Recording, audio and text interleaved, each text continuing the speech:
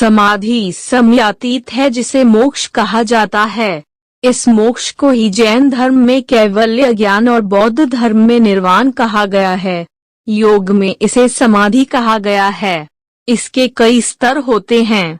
मोक्ष एक ऐसी दशा है जिसे मनोदशा नहीं कह सकते। समाधि योग का सबसे अंतिम पड़ाव है। समाधि शब्द को ज्यादातर गलत समझा गया है। लोग समाधि को मौत जैसी कोई परिस्थिति मान लेते हैं। समाधि शब्द दो शब्दों से मिलकर बना है, सम और धी। सम का मतलब है एक जैसा होना और धी का मतलब बुद्धि है। अगर आप बुद्धि के एक समान स्तर पर पहुंच जाए, जहां आप बुद्धि से कोई फर्क नहीं करते, हर एक चीज को एक जैसा देखते हैं, तो उसे समाधि कहते हैं। समाधि की प्राप्ति तब होती है जब व्यक्ति सभी योग साधनाओं को करने के बाद मन को बाहरी वस्तुओं से हटाकर निरंतर ध्यान करते हुए ध्यान में लीन होने लगता है। जो व्यक्ति समाधि को प्राप्त करता है उसे स्पर्श, रस, गंध, रूप एवं शब्द इन 5 विषयों की इच्छा नहीं रहती तथा उसे भूख प्यास, सर्दी गर्मी, मान अपमान तथा सुख दुख आदि किसी की अनुभूति नहीं होती।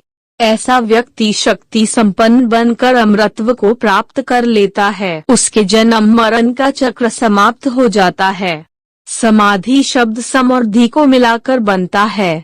सम है एक जैसा और धी है बुद्धि। जब आप बुद्धि के एक समान स्तर पर आ जाते हैं तो यह समाधि अवस्था होती है।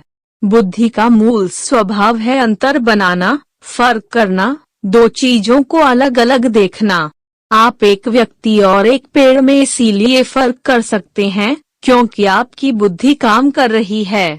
ये फर्क करने का गुण हमारे जीवित रहने के लिए बहुत महत्वपूर्ण है। अगर आपको कोई पत्थर तोड़ना है तो आपको उस पत्थर और अपनी उंगली में फर्क समझना होगा, नहीं तो आप अपनी उंगली तोड़ लेंगे।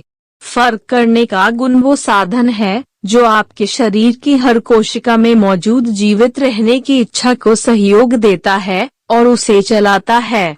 अगर आप इस बुद्धि के परे चले जाते हैं तो आप समबुद्धि वाले हो जाते हैं।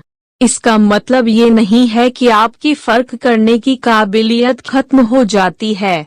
अगर ये खत्म हो जाए तो आप पागल हो जाएंगे।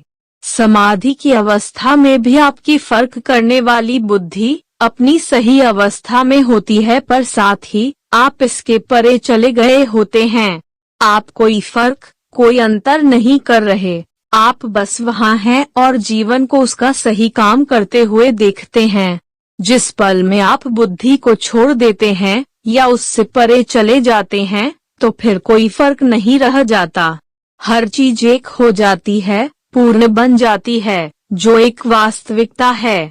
इस तरह की अवस्था आपको अस्तित्व की एकात्मकता का, यानी हर चीज के एकीकरण का अनुभव देती है।